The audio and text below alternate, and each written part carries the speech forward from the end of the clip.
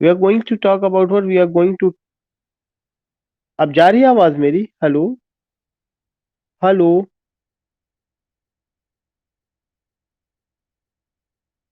इसका मतलब इंदु मैडम की ओर नेटवर्किंग इशू है। या तो इन टूडेज क्लास। अच्छा, are you getting my voice madam? वो तो आज हम लोग जो टॉपिक को कवर करेंगे दैट इज न्यू क्रिटिसिज्म। एक पॉइंट है जो बहुत इम्पोर्टेंट है। एंड रिमेम्बर दैट कि when you talk about new criticism तो इसके नाम से एक किताब पब्लिश हुआ था, और वो किताब किन्होंने पब्लिश किया था? जॉन क्रो रैंसम ने।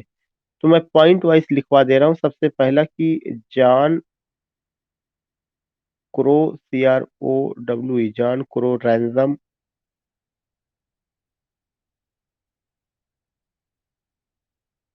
Ransom wrote a book, The New Criticism. Wrote a book,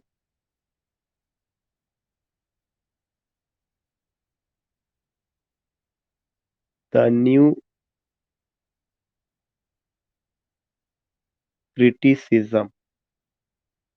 ये जो उनकी किताब है द न्यू क्रिटिसिज्म इन 1941 में पब्लिश होती है। तो हमें ये ध्यान में रखना है कि when you talk about new criticism तो एक सबसे इम्पोर्टेंट नाम जो आता है जॉन क्रो रैंसम की किताब है द न्यू क्रिटिसिज्म। और इसके अलावा आप ये देखेंगे कि जो न्यू क्रिटिसिज्म है यह थियरी और प्रैक्टिस दोनों को लेकर के बात करता है, जो खास करके जो प्रोमिनेंट अमेरिकन लिटरेरी क्रिटिक्स थे 1960s वगैरह, वहां पर भी इसका असर देखने को मिलता है। लेकिन उससे पहले जो है, एक तो उसकी जो शुरुआत है जॉन क्रो रैंसम की किताब द न्यू क्रिटिसिज्म से शुरू होती है, लेकिन उसके पहले कुछ और लोगों ने भी इसमें कंट्रीब्यूशन दिया हुआ है। And the second point is who the second point is I A Richards.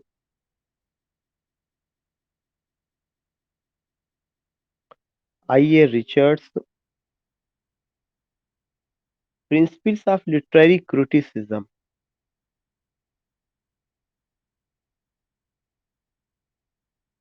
Principles of literary criticism.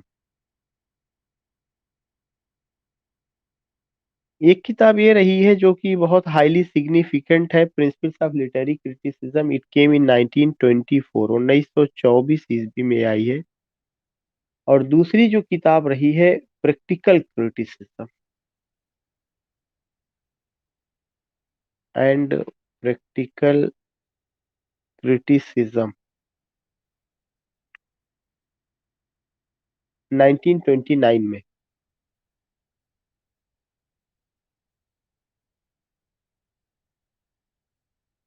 जो प्रैक्टिकल क्रिटिसिज्म रहा इट केम इन 1929। तो इसका मतलब है कि न्यू क्रिटिसिज्म अचानक नहीं आ जाता है। अनडाउटली ये जॉन क्रो रैंसम जो क्रिटिक है उनसे उनकी किताब से शुरू होता है।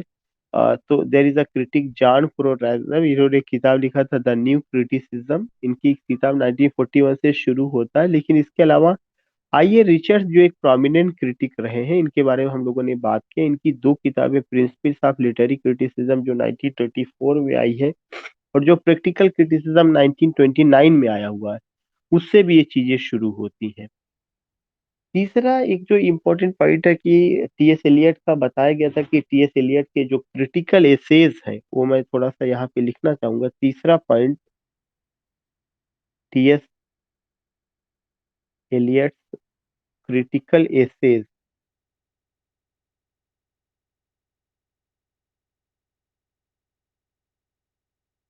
उन क्रिटिकल एसेज में अगर आप देखेंगे, एक जो एसेज है उसमें से एक का नाम आपका tradition and the individual talent.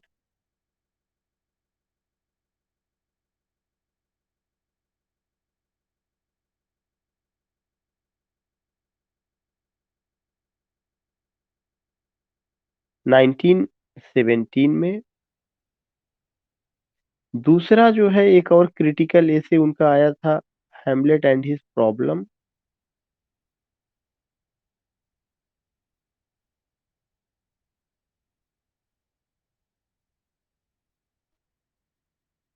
1919 में तीसरा metaphysical poets.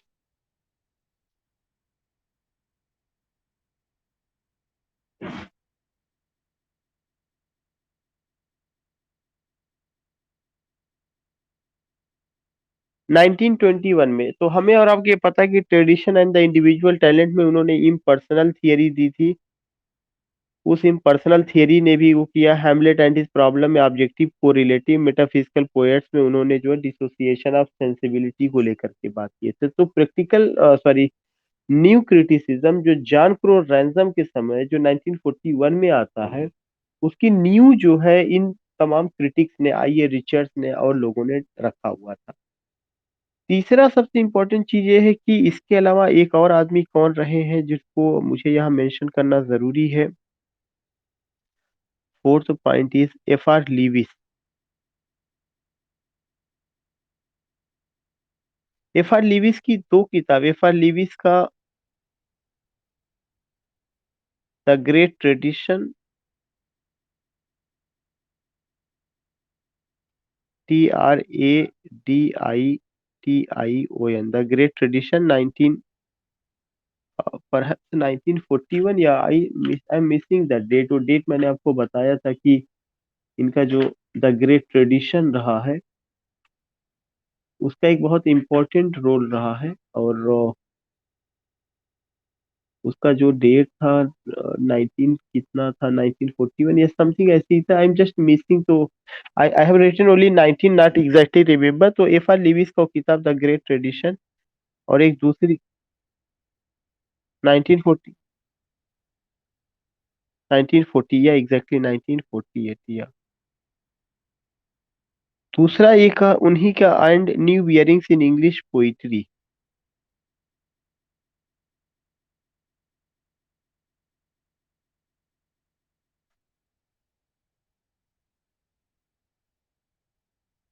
New bearings in English poetry,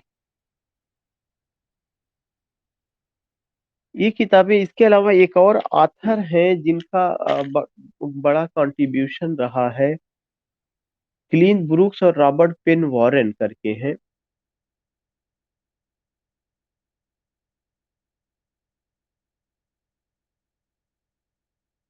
पांचवा जो है Cleanth Brooks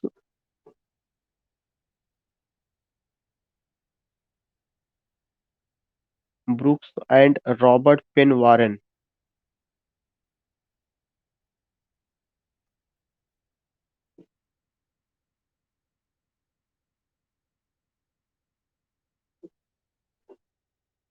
Robert Penn Warren, इनका अपना टेक्स्ट है अंडरस्टैंडिंग पोइट्री, अंडरस्टैंडिंग फिक्शन।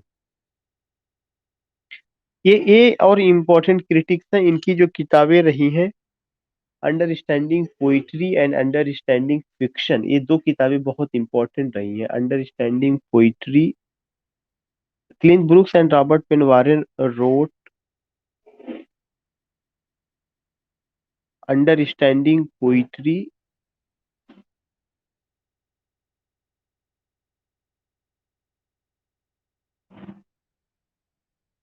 1938 में, एंड अंडरस्टैंडिंग फिक्शन।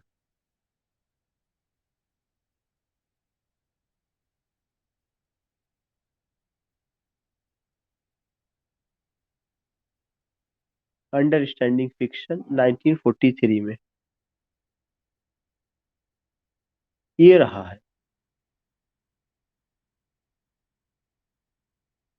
तो ये जो दो किताबें थी ये भी बहुत इंपॉर्टेंट रही हैं, और हमें इसका डेट, इसके ऑथर का नाम ये पता होना चाहिए, और कैसे कैसे क्या क्या उसका होता। दूसरा सबसे इम्पोर्टेंट चीज ये है कि और कौन कौन से, अब अबूरा ये चीज पूछा जाता है कि न्यू क्रिटिक्स में और कौन कौन से क्रिटिक्स रहे हैं। तो क्लिंथ ब्रुक्स का नाम, रॉबर्ट पेन वारेन का नाम, और उसके अलावा जॉन क्रोरैंजम जिन्होंने न्यू क्रिटिसिज्म लिखा था, उन सबका ये तो अपनी जगह रही हैं, रहे ही है। और कुछ और भी नाम है जो हमें पता होना चाहिए। जैसे मैं यहाँ पे लिख दे रहा हूँ नेक्स्ट पॉइंट, आई थिंक कि fifth, sixth point. Prominent new critics. जो प्रोमिनेंट अक्सर एग्जामिनेशन में पूछा जाता है कि इनमें से कौन न्यू क्रिटिक्स नहीं है या रहे हैं, तो प्रोमिनेंट न्यू क्रिटिक्स, जो प्रोमिनेंट न्यू क्रिटिक्स हैं उसमें एक नाम है आरपी ब्लैकमर, R.P. ब्लैकमर, BLACKMUR। दूसरे हैं आरपी ब्लैकमर के बाद Robert Penn Warren. Robert Penn Warren हम लोगों ने बात कर ही चुके हैं। John Crowe ransom,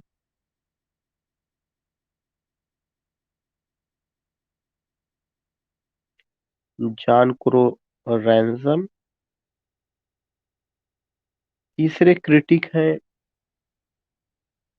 क्लिंथ Brooks.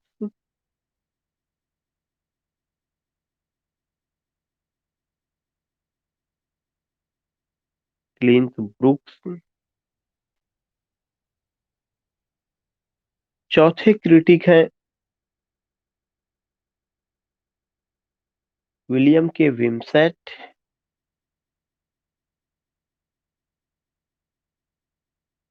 William K विमसेट।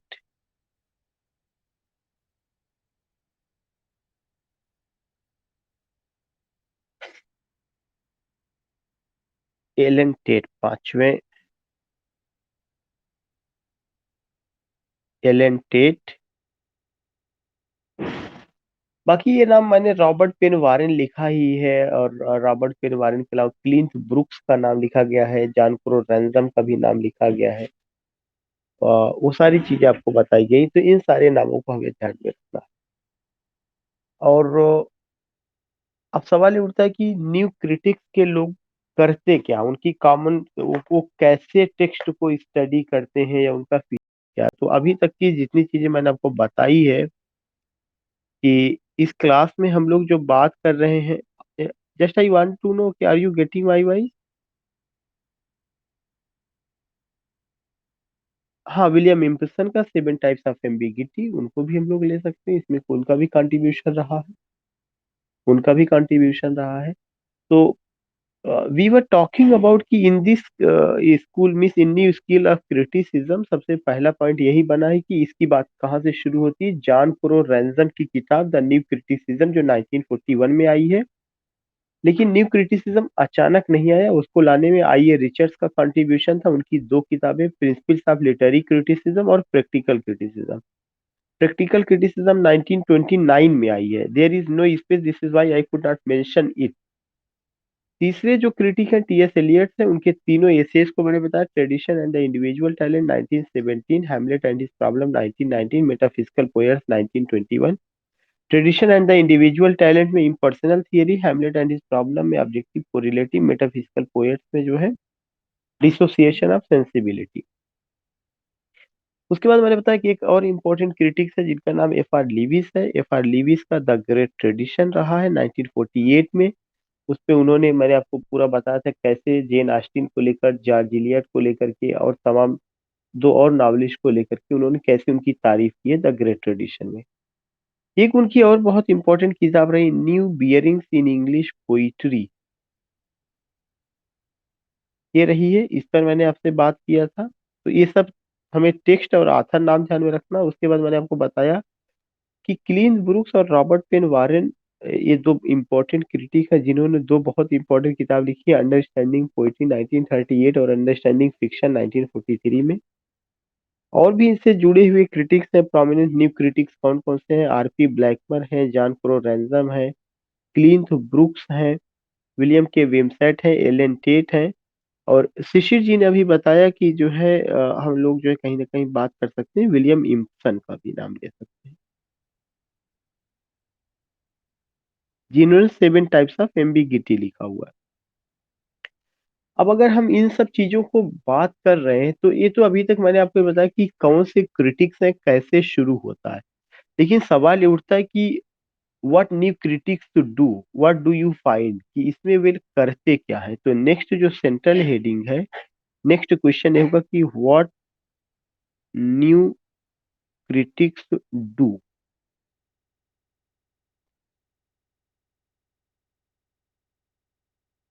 वे करते क्या है या कैसे उसमें उनका वो चीजें रहा है। तो एक तो सबसे पहला चीज कि जितने भी न्यू क्रिटिक्स हैं,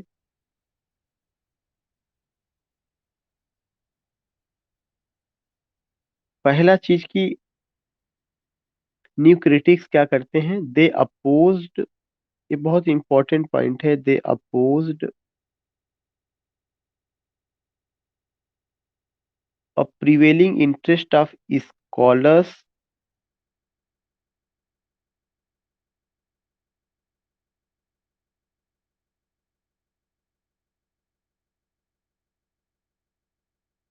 SCHOLAR,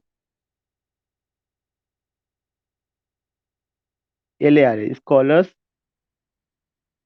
critics and teachers,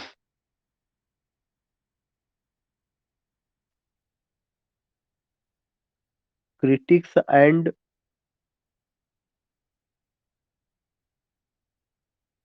teachers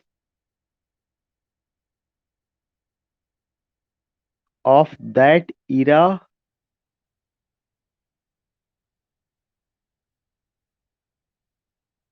in the biographies of the author, ये सबसे इंपॉर्टेंट लाइन अब जो लिख रहे हैं, in the biographies of the author,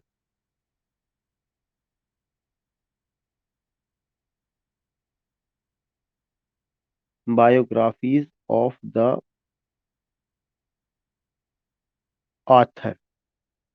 इसके अलावा सबसे इंपॉर्टेंट पॉइंट यही रहा है जो मैं स्लाइड्स को बैक कर रहा हूँ कि न्यू क्रिटिक्स ने अपोज किया जो पहले के लोगों का इंटरेस्ट होता था, वो इंटरेस्ट चाहे स्कॉलर्स का हो, क्रिटिक्स का हो या टीचर्स का हो, उनका इंटरेस्ट किस में होता था, बायोग्राफीज ऑफ द ऑथर। तो उन्होंने सबसे पहला अपोज क्या किया है, बायोग्राफीज ऑफ द ऑथर।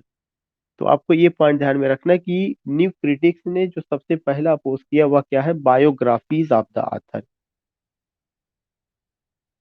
दूसरा चीज उन्होंने एक और चीज का अपोज किया है, वो चीज उनका क्या है, दूसरा point, social context of literature. Literature का कोई भी सोशल कॉन्टेक्स्ट नहीं है, सोशल कॉन्टेक्स्ट ऑफ लिटरेचर। तो अपोज करने में या जिस चीजों को उन्होंने डिनाई किया, उन उन चीजों को जो डिनाई किया कैसा है, पहला तो बायोग्राफीज ऑफ द ऑथर को उन्होंने डिनाई कर दिया, इसका कोई मतलब नहीं है। दूसरा चीज उन्होंने कहा कि सोशल कॉन्टेक्स्ट ऑफ लिटरेचर मतलब हिस्टोरिकल पर्सपेक्टिव या इस पार्टिकुलर एज में लिटरेचर लिखा गया, उसका उन्होंने अपोज किया। तीसरा पॉइंट एक और उन्होंने अपोज किया,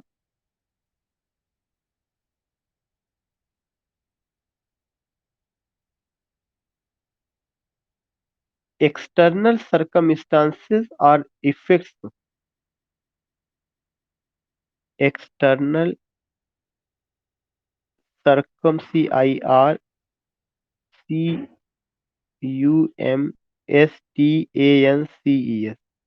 एक्सटर्नल सर्कमस्टांसेस और effects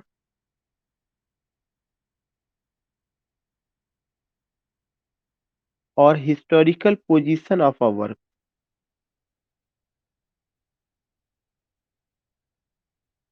historical position of a work.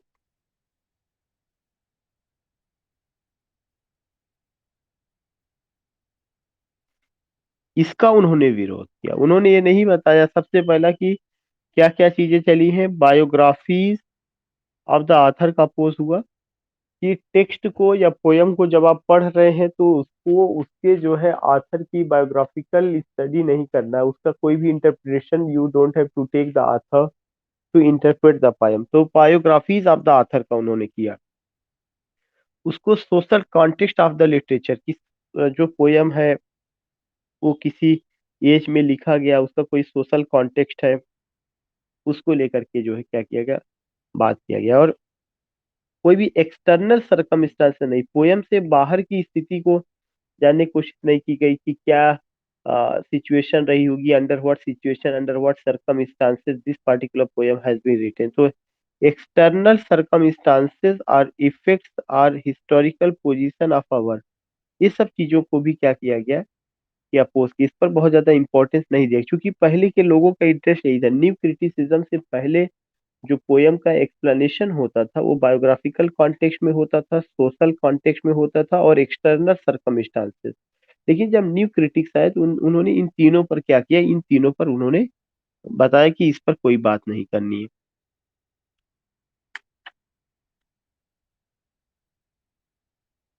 एक पॉइंट और उन्होंने कहा जो बहुत इंपॉर्टेंट है, चौथा point,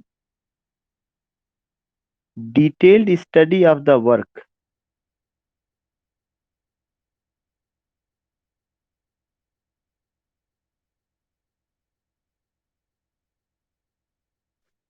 detailed study of the work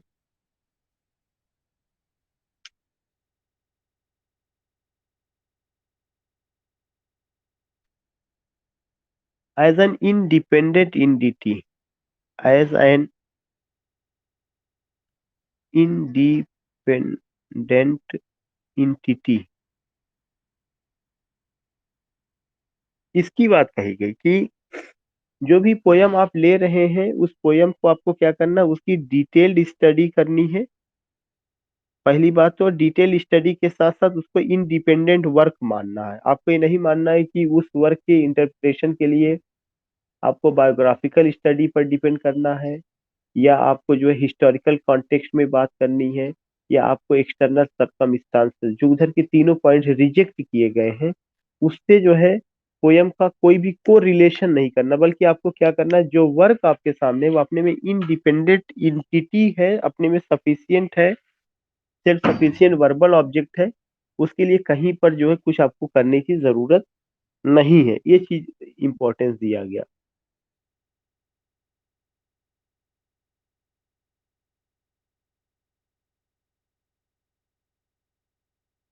और इसके अलावा आप देखेंगे कि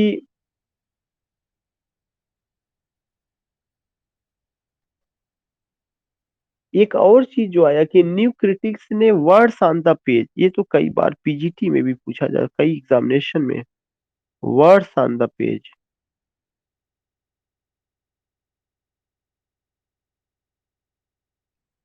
कि कौन से critics words on the page को इंपॉर्टेंस देते हैं। New critics words on the page का मतलब जो पोयम आप ले रहे हैं, उस पोयम में जो कुछ भी लिखा गया है, उस पोयम में जो कुछ भी बातें की गई वहीं तक सीमित रखना है ना, वही सब कुछ है, उसके बाहर जाने की कोशिश नहीं करना है। तो words on the page that is highly significant. Next जो उन्होंने बात की है वो चीज बहुत इंपॉर्टेंट है कि इसके अलावा उन्होंने ये भी लिखा है कि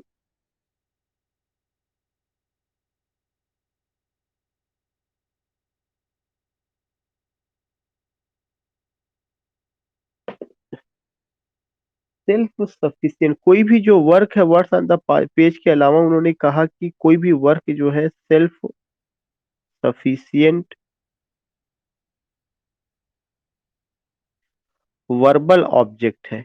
जो टेक्स्ट है वो अपने में सेल्फ सफिशिएंट है, हमें उसके लिए बहुत ज्यादा दूसरी चीजों पर डिपेंड नहीं होना है। तो आपको क्या क्या चीजें रखनी है कि detailed study of the text या वर्क, और उस वर्क को इंडिपेंडेंट एंटिटी के रूप में लेना है, और जो भी वर्ड्स ऑन द पेज है वही हाईली सिग्निफिकेंट है, उसके बाहर की कोई चीज नहीं ध्यान में रखना है। उन्होंने कहा कि कोई भी जो टेक्स्ट है वो अपने में ऑटोनॉमस है, सेल्फ सफिशिएंट वर्बल ऑब्जेक्ट है, उसके आगे हमें नहीं जाना, बस उसी को इंडिपेंडेंट मान लेना, सफिशिएंट है वो। और जो लिटरी टेक्स्ट अपने में खुद ही जो detail analysis of literary text themselves. Next point है detailed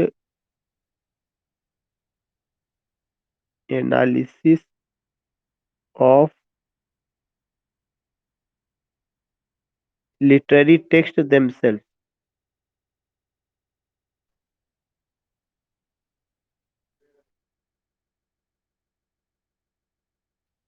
this is text literary text themselves. यह एक पॉइंट है जो बहुत इंपॉर्टेंट पॉइंट है, जो मैं बताना चाहूंगा। उन्होंने कहा कि डिटेल्ड एनालिसिस, हर चीज का डिटेल्ड एनालिसिस,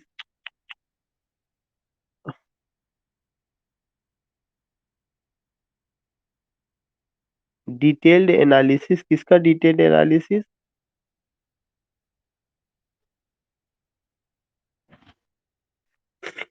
उन्होंने बताया कि हमें डिटेल्ड एनालिसिस करना है, और किसका डिटेल्ड एनालिसिस करना है? Of literary text. जो लिटरेरी टेक्स्ट, उन्होंने ये कभी नहीं कहा कि आथर का करना है, सरकमस्टांसेस का करना है, हिस्टोरिकल सिचुएशन का करना। हर जगह अगर आप देखिएगा, उन्होंने नहीं कहा कि रीडर का क्या रिस्पॉन्स है बल्कि उनकी नजर में टेक्स्ट ही सब कुछ है। तो डिटेल्ड एनालिसिस ऑफ टेक्स्ट। चीजें क्लियर हो रही, कोई प्रॉब्लम तो नहीं है? कैन एनीवन रिस्पॉन्ड मी?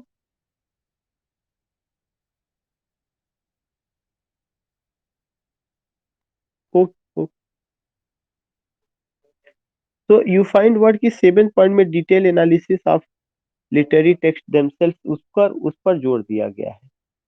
इसके अलावा जो है, मैंने आपको बताया कि सेल्फ सफिशिएंट वर्बल ऑब्जेक्ट वो सब अपनी जगह है, कि उसको बार बार वही चीजें, वही वर्ड आ रहा है।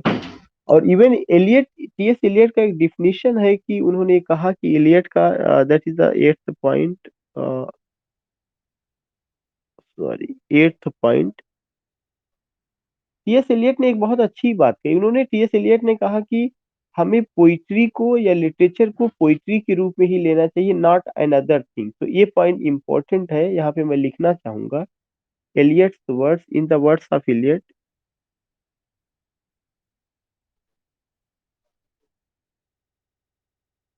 इन the words of Elliott,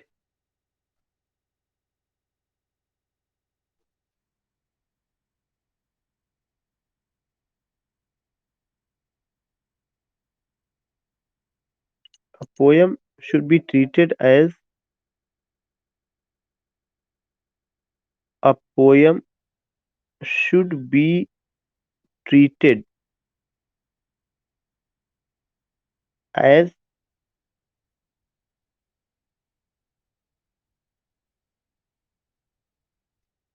as poem, not another thing।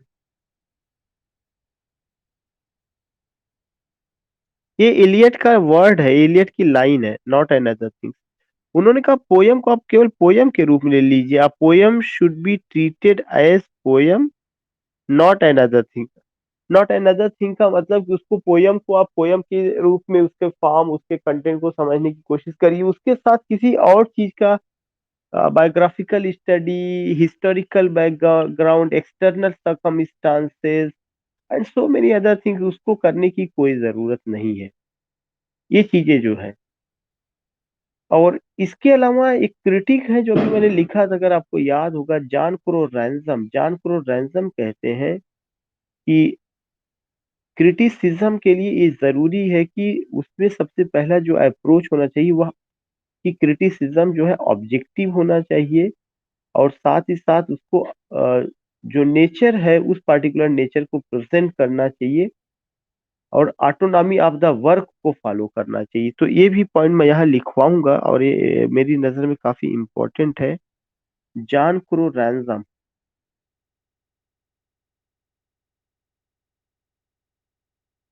John Crowe ransom says,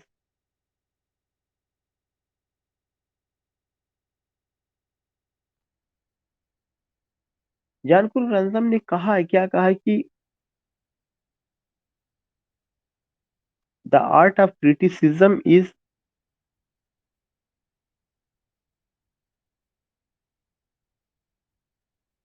the art of criticism is,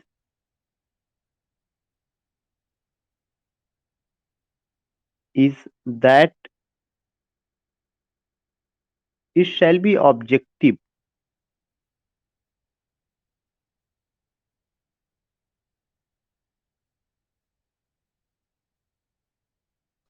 it shall be objective,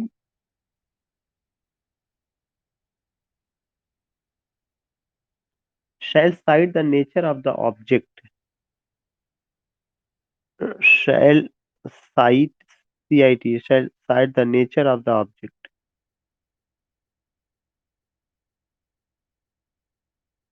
the nature of the object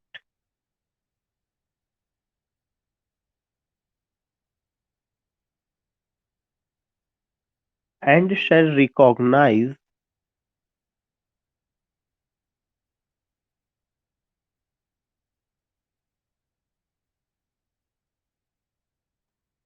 the autonomy of the work itself. The autonomy of the work itself.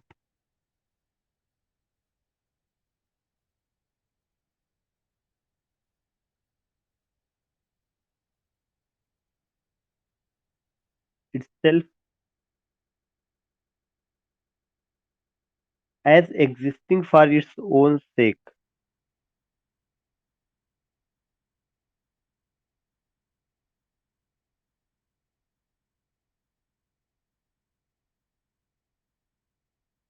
So you will come to know कि ये दूसरा point है कि एक तो उन्होंने कहा कि जो क्रिटिसिज्म है, उन्होंने क्रिटिसिज्म की बात कही कि क्रिटिसिज्म में कोई भी चीज ऑब्जेक्टिव होना चाहिए। ऑब्जेक्टिव का मतलब है कि आपको न्यूट्रल होना पड़ेगा और उस पार्टिकुलर चीज को जिसको आप इंटरप्रेट कर रहे हैं उसके प्रति भी आपको इम्पार्शियल होना पड़ेगा, न्यूट्रल होना पड़ेगा और एक ऑब्जेक्टिव अप्रोच डेवलप करना पड़ेगा, सब्जेक्टिव अप्रोच नहीं। ऐसे ही अगर आप किसी पोयम को अगर आप इंटरप्रेट कर रहे हैं तो उस पोयम का रिलेशन चार पांच जगह से ना जोड़िए कि उस पोयम का रिलेशन आथर से भी जोड़िए, सरकमस्टांसेस से भी जोड़िए, सोशल सिचुएशन से भी जोड़िए, तो सही से उसका नहीं। बल्कि उन्होंने कहा कि क्या होना चाहिए, एक तो ऑब्जेक्टिव होना चाहिए, shall cite the nature of the object and shall recognise the autonomy of the work. Criticism की ये खासियत है कि वो जो है वर्क की ऑटोनॉमी से कोई कंप्रोमाइज ना करे। ऑटोनॉमी का मतलब कि जो है एक तो सेल्फ सफिशिएंट है जो अपने में, ऑटोनॉमस कॉलेज होता है, ऑटोनॉमी उसकी वो अपने में खुद सेल्फ सफिशिएंट है। और इसीलिए आगे लिखा the autonomy of the work, work की ऑटोनॉमी से itself as existing for its own sake, वह वर्क खुद अपने में एग्जिस्ट करता है और फॉर इट्स ओन सेक है, उससे किसी तरह का कोई कंप्रोमाइज ना।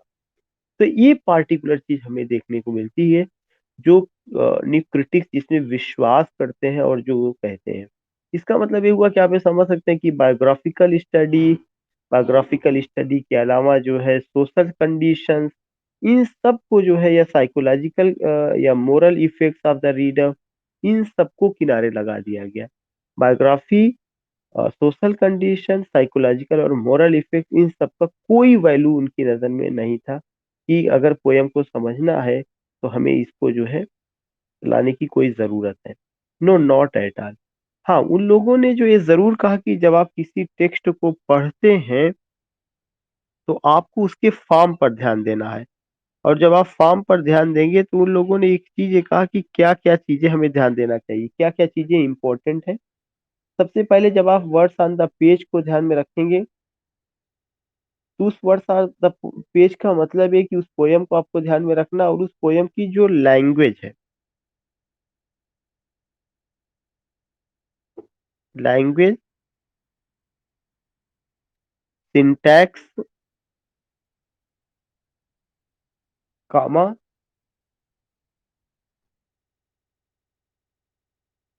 Figures of speech, symbol,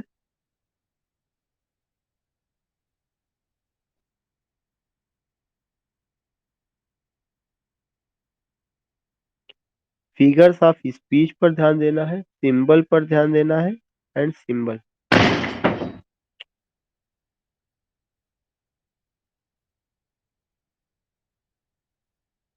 and symbol. मतलब ये सब चीजें जो है बहुत उनके नजर में मायने रखता है, जिसको हम लोग क्या कहते हैं, फॉर्म ऑफ द पोएम, उसका लैंग्वेज कैसा यूज किया गया है, उसकी ऑर्गेनिक यूनिटी क्या है and organic unity.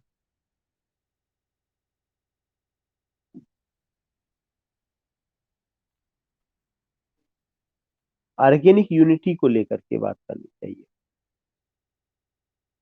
Structure and verbal meaning.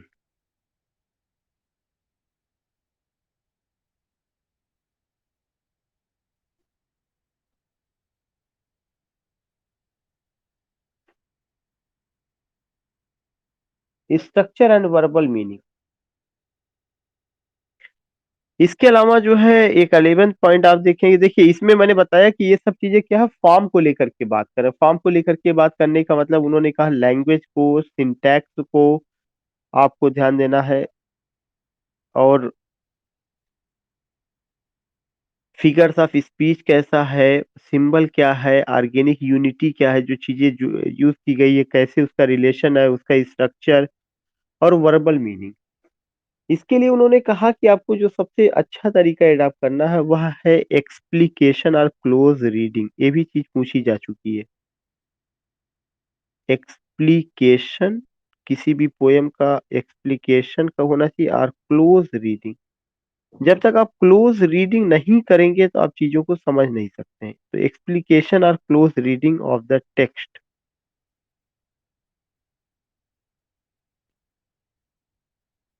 क्योंकि जो टेक्स्ट है उस टेक्स्ट में एम्बिगिटीज है। एम्बिगिटीज का मतलब कई तरह की मीनिंग निकलती है।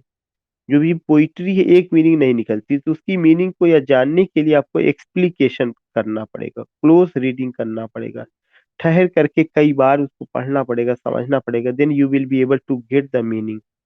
ऐसा क्यों है? क्योंकि उसमें जो है ambiguities, AMBIGUITIES, are multiple meaning, multiple meaning.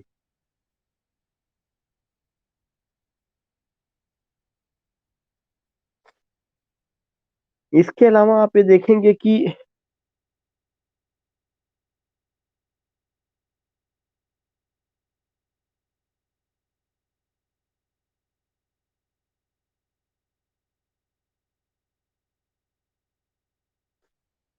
उन्होंने एक चीज पर और ध्यान दिया कि आपको इतना ही नहीं, आपको इसके अलावा उस पोयम का आयरनी, पैराडॉक्स, आयरनी पे ध्यान देना है, पैराडॉक्स पे ध्यान देना है, paradox, tension, irony, paradox, tension, आज दिस थिंग, इमेज,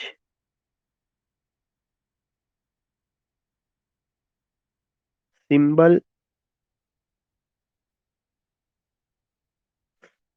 सिंबल, इन सब चीजों को जो है,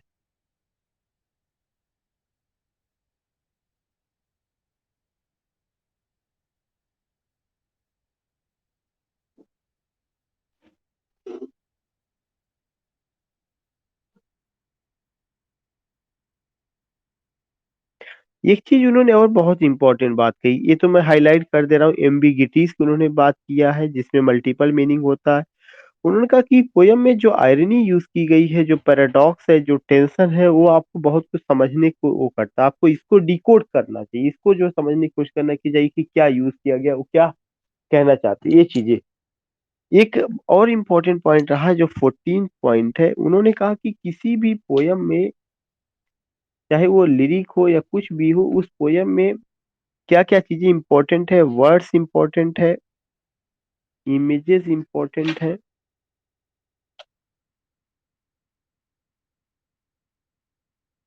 सिंबल्स इंपॉर्टेंट है, सिंबल्स rather than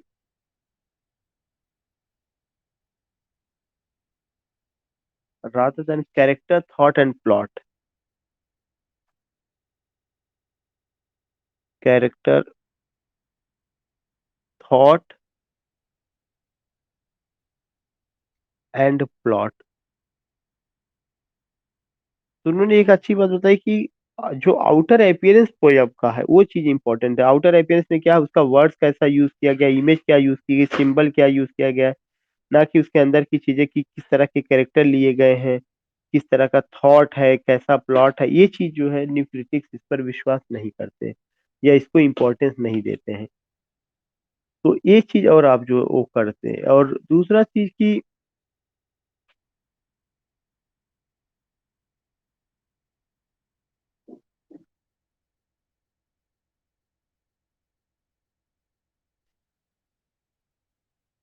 जो न्यू क्रिटिसिज्म का ओरिएंटेशन और मोड्स ऑफ एनालिसिस था, वो अडेप्ट किया गया था कॉन्टेक्चुअल क्रिटिसिज्म से। Contextual criticism. Contextual criticism. Contextual criticism का मतलब in the context of something. इसमें एक बड़े क्रिटिक हैं जिनका नाम है एलिसियो विवास एंड मरे क्रेगर।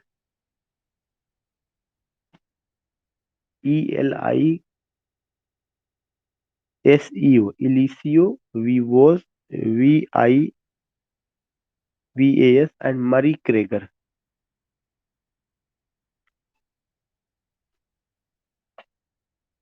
KRIEGER।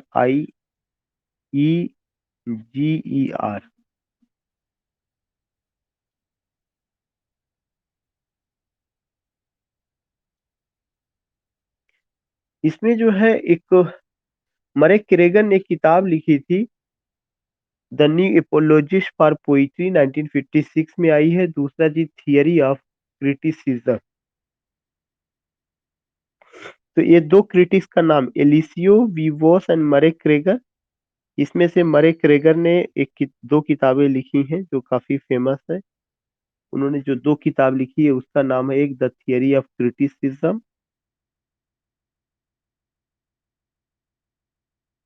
The theory of criticism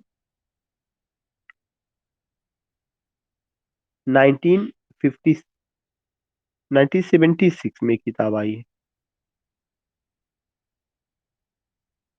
दूसरी किताब है the new apologist for poetry, the new apologist for poetry.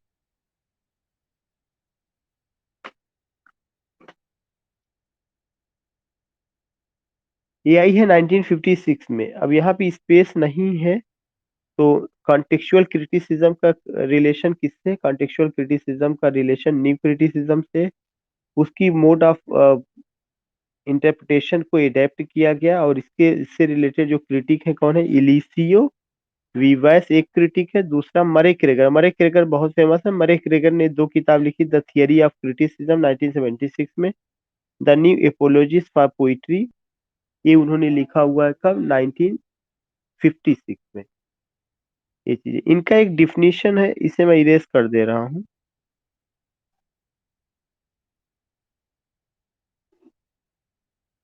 मरे क्रेगर का एक डिफिनीशन है जो बहुत फेमस है। वो कहते हैं कि MURRAY, मरे क्रेगर, KRI,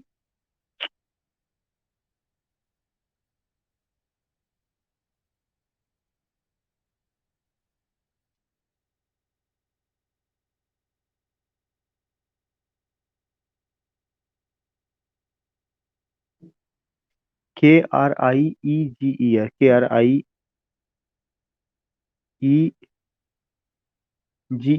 उनका एक थी मरे क्रेगर सेज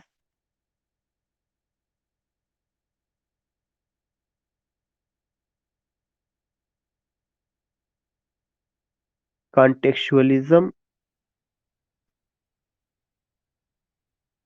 कॉन्टेक्चुअलिज्म जो कॉन्टेक्चुअल क्रिटिसिज्म, उसको कॉन्टेक्चुअलिज्म as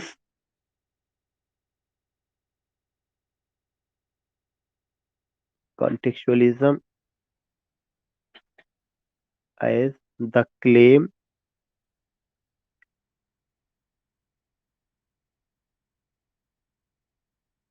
that the poem is a tight,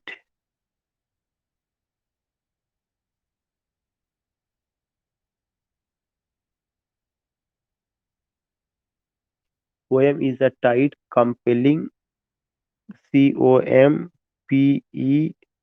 COMPELLING, compelling, finally closed context,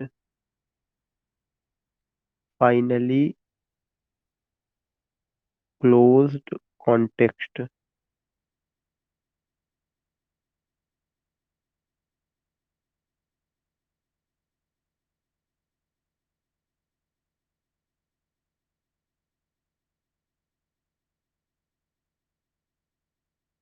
और भी उन्होंने आगे वर्ड यूज किया हुआ है, बस लेकिन मैं इतना ही कि the claim that the poem is a tight, जो पोयम है वो अपने में खुद एक टाइट है, कॉम्प्लिक, फाइनली क्लोज्ड कॉन्टेक्स्ट है, उसमें बहुत ज्यादा क्लोज रीडिंग को लेकर उन्होंने कहा इतना आसान है, उसको क्लोज रीडिंग पर उन्होंने यकीन किया। तो all these things we find, बाद में ये सब चीजें स्ट्रक्चरलिज्म भी नजर आएगा, पोस्ट स्ट्रक्चरलिज्म भी नजर आएगा, क्योंकि आगे का आपका सिलेबस वही है। तो in today's class we have done these thing, ये चीजें मैंने आपके साथ कवर किया है। And now we have Rama ji भी हैं, शिशिर जी भी, गजेंद्र जी भी, सारिका मैडम, इंदु मैडम, अमित भाई है। So these points you find कि इसको मैंने आज की क्लास में आपको न्यू क्रिटिसिज्म ही बताया, न्यू क्रिटिसिज्म मैंने कवर किया है। और कल हम लोग और आगे बात करेंगे, इसे नोट कर लीजिएगा, अगर कोई दिक्कत होती है बताइए।